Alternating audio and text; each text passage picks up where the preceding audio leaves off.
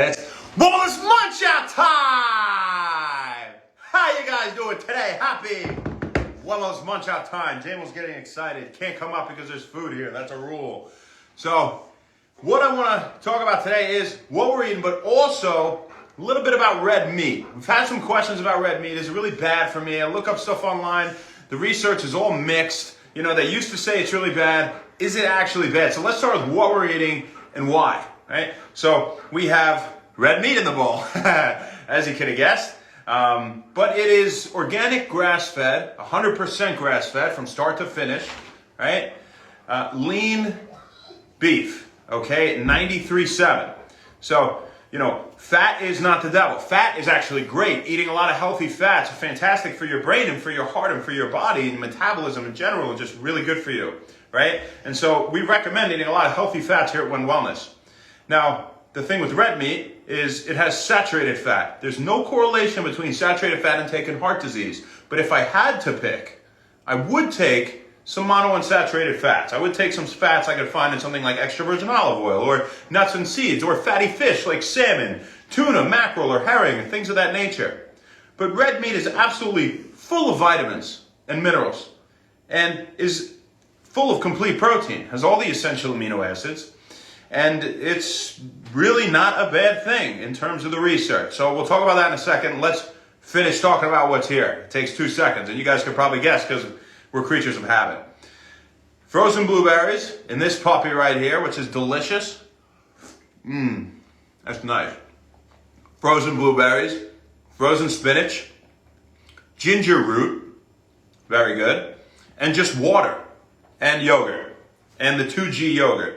That's one that I get at Aldi for a great price, and no additives, no BS, no added sugar. I believe they use stevia. It's really good. So that's a delicious smoothie, and it's really light, but I paired these on purpose, right? So maybe I'm missing out on some of the things I'm going to get from leafy greens or berries, right? And even if you don't know any of the nutrition and that you want the polyphenols and anthocyanins and more of that vitamin K, and we're getting some K2 here, right, from animal meat. But to get my folate and whatever, other sorts of things, I need some balance, okay? If I'm going to load up on a pound of meat here, that's a great thing to supplement with this, especially if I don't have time to eat a salad.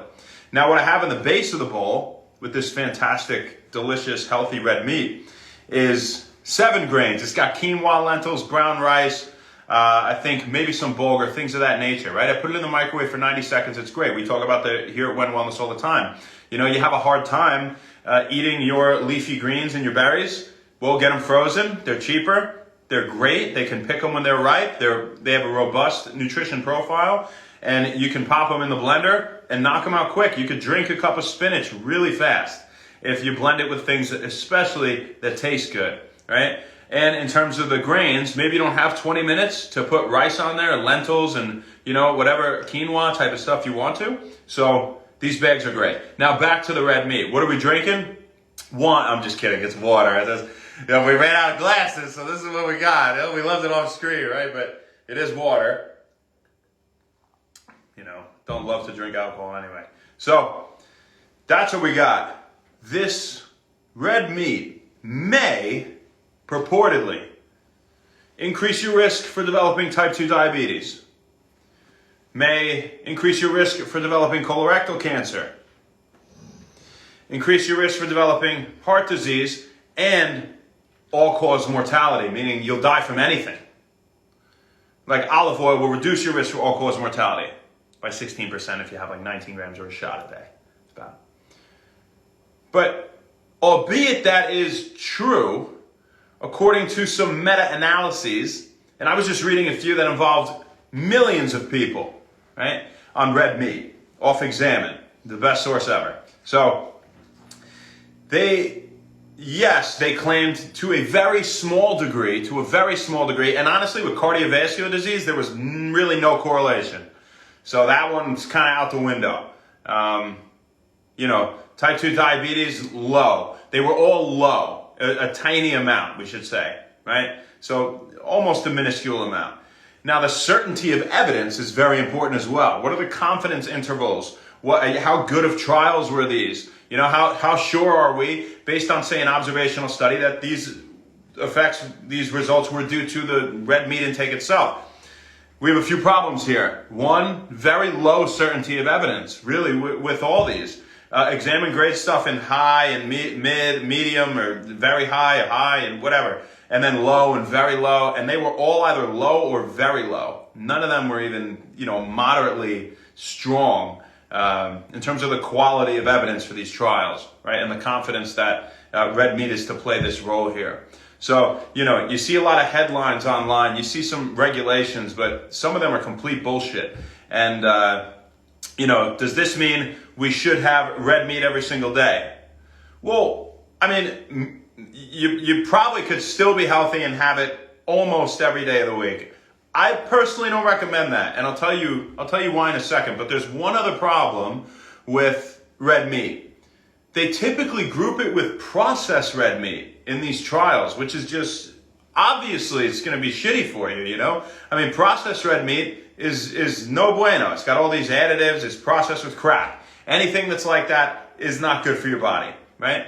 But when you get good quality red meat, it's just fine, okay? It's absolutely just fine. Now, why do I still limit my red meat intake?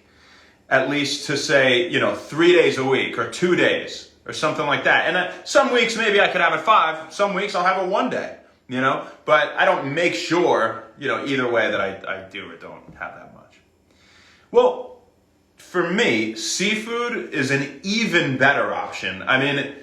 This is great stuff, but, and we got a lot of carnitine in this, right? It helps shuttle long-chain fatty acids from the cytosol through the mitochondria into the mitochondria through the membrane, right? We need carnitine as that shuttle to promote beta oxidation and the breakdown of fat, right? So that's a good thing. That's in here. It has heme iron, right? That's the iron that we absorb really well. Is very bioavailable, and some of the other stuff it has creatine in here, right? And beta alanine and things of that nature. But white meats especially high in those. But fish is absolutely fantastic. And you look at the fats, for example. When we say these fats, there's no correlation with saturated fat intake and heart disease, absolutely. If you're not having the processed foods, there's no correlation, right? But what would we still rather have if we have to pick, right? Now, sugar's way worse than all this stuff. So don't even get me started about that. Added sugar, that is, right? And focusing on sugar as your main energy source. There's sugar in this. Blueberries have sugar. Natural sugar, low on the glycemic index, also a soluble fiber that will help you digest that sugar more slowly, right? So I'm not just popping sugar into stuff, okay? But I do eat some sugar, natural sugar, and I feel great, So if we're stacking them up against each other, fish is a little better. It has the omega-3s, right? It has unsaturated fats. Our body can break down better because that hydrocarbon chain, where there's carbon bound to carbon, carbon, right? And hydrogens are bound to all the carbons. Hydrocarbon chain, right? That makes up fats. Well, when it's a saturated fat, it's linear, right? So it's like carbon. And this is a rigid rod that could be a little harder to break down. Again, it's not the enemy. Sugar is your enemy. Processed foods are your enemy. Empty calories, soda, candy, all that bullshit, that stuff's your enemy. So I'm not saying saturated fat is a terrible thing at all, right? And I eat butter as well, right? Now, if I had to choose though, I would take that fat that has the kinky chains. And why is it kinky? Well, it has double bonds between the carbons. Double bonds are harder to break down. Yeah, but here's the thing. It has double bonds, so again, it's a kinky chain. So you can chop it apart easier, just because the chain itself is kinky. That's an unsaturated fat. Now the omega-3s, you take DHA and EPA, for example, they're involved in their constituents, we should say, the structure of your neuronal cell membranes, right? They support them, all right? Remember, phospholipids are in the lipid bilayers made of fat, right? Which typically contains 1 or 2 fatty acids, 2 alcohols, and a phosphate group, all right? Now, they're also involved in reducing inflammation in the brain. You look at EPA, it's a precursor to what are called eicosanoid hormone, eicosanoids, Hormones that are anti-inflammatory. They reduce inflammation in the brain. They help to produce brain chemicals we use to signal, neurotransmitters, improve brain cell communication. Really important. And I can't say that you get the same benefits with unsaturated fat, although it's involved in hormone production and other things and, used for energy, and sure, right? But if I had to pick, I would probably say seafood, Granted, you're not, now would I want copious amounts of seafood that is full of mercury either? But typically the bigger the fish, the more the mercury, right? So a great option is something like salmon. But I love tuna. But tuna is a decent amount of mercury, right? So I don't eat that every day either. But the point is, either way, they're just fine for you. If I had to pick, I'd probably gravitate towards seafood more. Not just because the research, not just because the science, but almost the biggest reason, because of how I feel. I do feel good when I have this. But if I had this every day of the week, I have gone through periods where I've had this 5 days a week. And I felt pretty good, but you know what? I definitely feel better when I have a lot of the seafood, a lot of the fish, a lot of scallops, things of that nature. I just feel lighter on my feet. I feel good, But I do crave this, absolutely, every now and then. And it's about having that balanced plate, right? From not only hour to hour, but from day to day and week to week. So that's what we got for you guys. Happy Munch Out Time, baby. Hope that, cleared a few things up for those of you who think red meat is a terrible thing. They typically attribute the negative effects of red meat, by the way, to what? Saturated fat, cholesterol, and probably a sodium content, right? So raising blood pressure and things of that nature. So, also think if you're somebody that goes for runs all the time and you have low blood pressure already, right? It might be worse for certain people than others. But it's definitely not the enemy. Stay away from the processed crap. Stay away from the added sugar. A meal like this is great. I'm going to feel great after, especially if I get to eat it while it's still hot. I got a lot left, so I'm going to go get it. Who do we got on here to say hello to the homies? Or we'll slam the phone down. What's up? How you guys doing tonight? Coca-Cola boy. That's a cool name. It's an interesting name. Sam, what's up? Sir Benjamin. Tachycardia. That's a fast heart rate. Bradycardia is slow, if you guys were curious. Always sleepy. Victoria, what's up? Suave Style. Michael Dunsky. J. Pitt.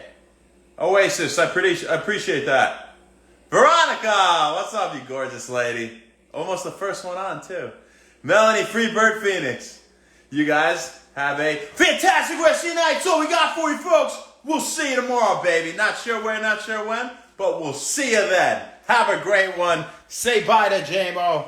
And happy Wellness. Ciao.